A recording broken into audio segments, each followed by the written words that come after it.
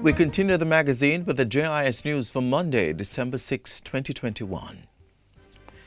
Prime Minister Andrew Holness is assuring Jamaicans that the government does not intend to segregate citizens based on their vaccination status. Mr. Holness is refuting public discourse which suggests that persons who are vaccinated are receiving special treatment while the unvaccinated are being vilified. He says the narrative of different treatment based on vaccination status is of great concern. The Prime Minister asserts that whatever is being done by government in public health is to ensure the safety of all Jamaicans. We examine our policies very closely to ensure that there is no undue, unnecessary, unfair, unjust differentiation that could be classified as discrimination.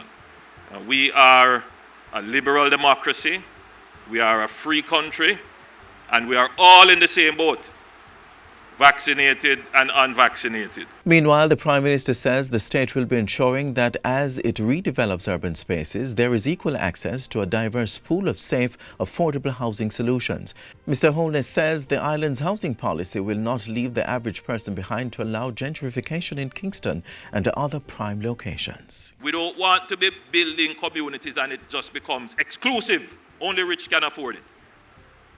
So we also have that duty, and when we are looking at how we are redeveloping our city, we have to make sure that we leave options in there for people to access affordable housing so that Kingston doesn't become an enclave exclusive to the rich and then immediately juxtaposed beside it our inner city communities. Prime Minister Holness was speaking recently as he handed over 110 two-bedroom duplex units at Twickenham Glades in St. Catherine.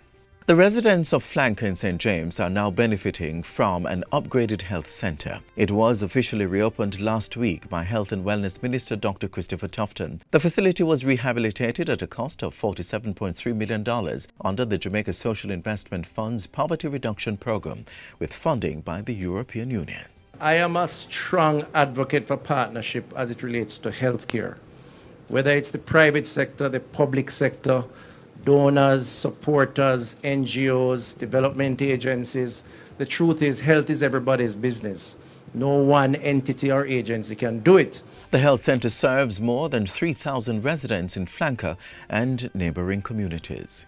And finally, Jamaica's household helpers and fisherfolk will be able to secure pension benefits under the National Insurance Scheme NIS as government moves to formalise these sectors. This will be facilitated under the Transition to Formality Action Plan, recently launched by the Minister of Labour and Social Security, Carl Samuda. The action plan will allow this segment of workers to access health and life insurance, pension and other facilities to provide them with security and protection in their work environment.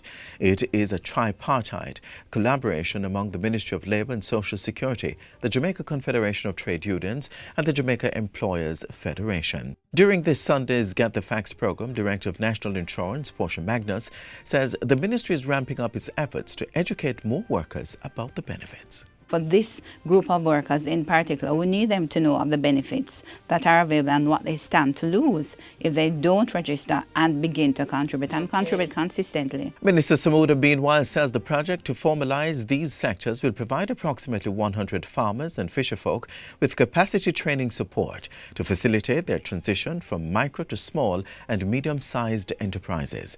It will also provide 50 female household workers with financial and non-financial support for entrepreneurial activities. And that's it for JIS News today. I'm Adrian Atkinson. Thanks for watching.